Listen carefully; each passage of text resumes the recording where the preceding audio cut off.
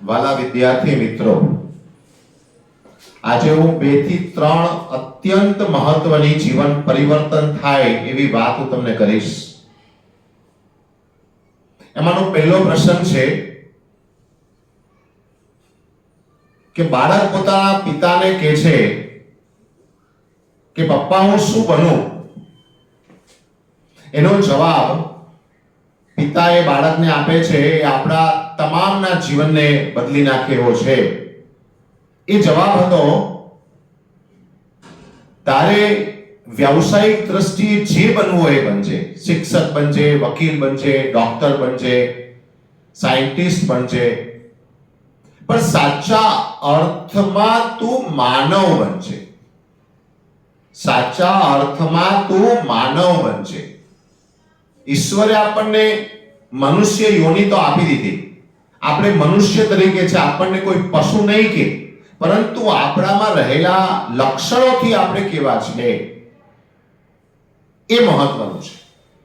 અને ત્યારે હું તમને એક વાત કહું કે વિશાળે જગ વિસ્તારે, આ વિશાળ જગ વિસ્તારમાં નથી એક જ માનવી. માત્ર એક માનવી જ નથી, પશુ છે, પંખી છે, પુષ્પો અને વનોની વનસ્પતિ છે.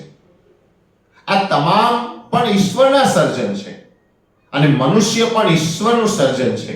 જો આપણે એ બધા પ્રત્યે પણ આપણો વ્યવહાર અયોગ્ય હશે તો આ પૃથ્વી એક આનંદ સ્વરૂપ નહીં બને. તેથી એક સાચા માનવ બનવાની પિતાજી વાત કરે છે એટલા માટે કે આપણી આસપાસ જે જળ અને ચેતન વ્યવસ્થાઓ છે એના પ્રત્યે આપણે દયાભાવ રાખીએ, કરુણાભાવ રાખીએ, એને સાચવીએ, એની માવજત કરીએ. આખા વિશ્વમાં તમે જુઓ, વાતાવરણના પલટા એવા આવ્યા છે કે આખી દુનિયા આજે પરેશાન છે. વાવાઝોડા છે, બરફ છે, વરસાદ છે, પૂર છે, રણ પ્રદેશોમાં પુષ્કળ વરસાદ છે, પૂર છે. તો આ સ્થિતિ બતાવે છે કે સાચો માનવ હવે માનવ નથી રહ્યો, એ ભક્ષક બન્યો છે અને પર્યાવરણ નુકસાન કરે છે.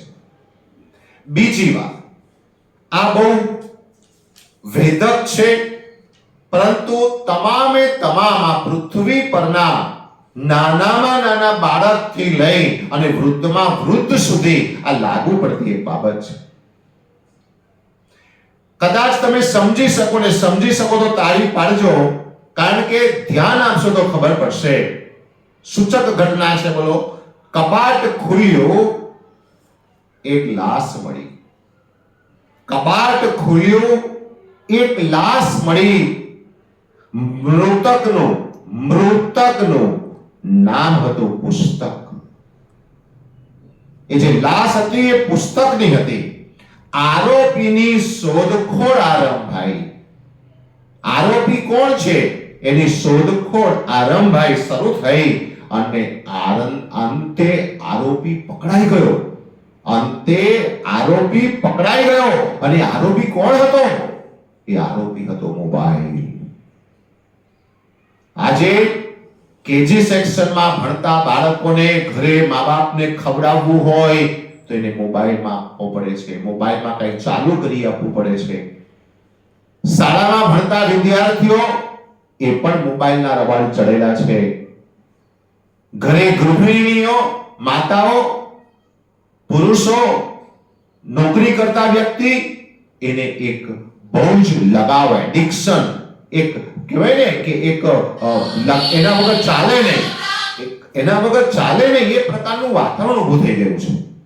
ત્યારે વાલા મારા મિત્રો, દુનિયાનો અમને નિબંધ આવતો કે books are our best friends.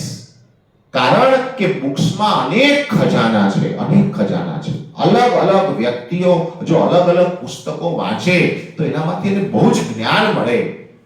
ત્યારે મારા વાલા મિત્રો, આપણે એક વસ્તુ કરીએ કે કોઈ પણ સંજોગોમાં ધીમે ધીમે ધીમે ધીમે આપણા મોબાઈલનો ઉપયોગ ઘટાડીએ અને સાત્વિક પુસ્તક, મહાપુરુષોના પુસ્તક, એ થોડા થોડા પાન, એક એક બબે ત્રણ એક એક બબે ત્રણ પાન વાંચતા આપણે એક વર્ષમાં 365 દિવસમાં એક પુસ્તક અનેક વાંચીએ, એમાંથી કેટલું જ્ઞાન આપણને મળે. તો આ બાબત આપણે ધ્યાનમાં રાખીએ. અને ત્રીજી વાત, જે છેલ્લી વાત છે પરંતુ અત્યંત વેધક છે, અને બધા વ્યક્તિ જો સમજી જાય તો કદાચ મારા આજના પ્રયાસો સફળ થાય. એક રાજા હતો, એનો તે દિવસે જન્મદિવસ હતો.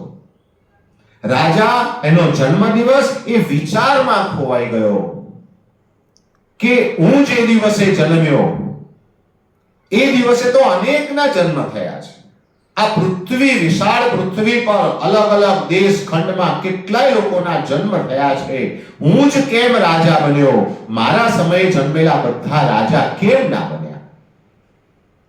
આવો પ્રશ્ન આપણને થાય. તમારો મારો બર્થડે છે, એ દિવસે અનેક લોકો, એ સમયે એ ચોઘડિયામાં અનેક વ્યક્તિઓ જન્મ્યા હશે. આવો જ પ્રશ્ન રાજાને થયો. રાજા વિહવળ થઈ ગયો. એને દરબારીઓને બોલાવ્યા, એનું કારણ પૂછ્યું. તો રાજાને કહે છે, નામદાર, હવે આમાં તો આપણે જ્યોતિષીઓને બોલાવવા પડે. જ્યોતિષીને બોલાવ્યા ત્યારે એમને એક જવાબ આપ્યો કે જે આપણને બધા જ્યોતિષી જવાબ આપે છે. મિત્રો ધ્યાન રાખો, આપણે જન્મ કુંડળી લઈને જઈએ છીએ, આપણને આ જવાબ આપે છે કે તમારા આ ગ્રહ આ જગ્યાએ છે, આ ગ્રહ આ જગ્યાએ છે, આ ગ્રહ આ જગ્યાએ છે, એટલે તમારું ફળ આવું છે. રાજાને આ પ્રશ્નથી સમાધાન ના મળ્યું. એ તો એવું કહે છે કે મારો જન્મ થયો છે એ જ મિનિટે, એ જ સેકન્ડે આ પૃથ્વીમાં અનેક લોકોનો જન્મ થયો છે. તો એ લોકો કેમ રાજા ના બન્યા? જ્યારે જ્યોતિષીઓ જવાબ ના આપી શક્યા, એમને બીજા પાસે મોકલ્યા, ત્રીજા પાસે મોકલ્યા, ચોથા પાસે મોકલ્યા, અને આખરે સાચો જવાબ મળ્યો. અને જવાબ હતો કે તમારા જન્મ થયો એ પહેલા અનેક જન્મો થયા. એ જન્મોમાં તમે કરેલા સારા કર્મ જેના કારણે તમને આ મનુષ્ય જન્મમાં રાજાનું બિરુદ પ્રાપ્ત થયું છે.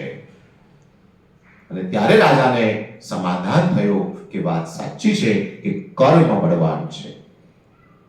મનુષ્ય જન્મ ધારણ કર્યા પછી દરરોજ આપણે કર્મ કર્યા વગર રહી શકતા નથી. એક દિવસમાં અનેક કર્મો થાય છે. તો આપણું એક કર્મ એ ખરાબ ના બને. એક કર્મ ભગવાનના ચરણોમાં અર્પણ કરી શકીએ. ભગવાનને એ આપણા કર્મથી ખુશી થાય એવા કર્મ આપણે દરરોજ કરતા રહીએ. દરરોજ આપણે આપણા કર્મ પર ધ્યાન આપીએ કે આપણાથી કાંઈ ખરાબ તો નથી થતું ને, અહિત તો નથી થતું ને, ભગવાન આગળ એને રજૂ કરતા મને ક્ષોભ થાય એવું કર્મ તો નથી થતું ને. અને જો એમ થશે તો આપણું જીવન સાચું બનશે. અને ત્યારે પેલો પિતાનો પૂછેલો પ્રશ્ન કે હું શું બનું, તો સાચા અર્થમાં માનવ બનશે, એ ચરિતાર્થ થશે. Thank you. જય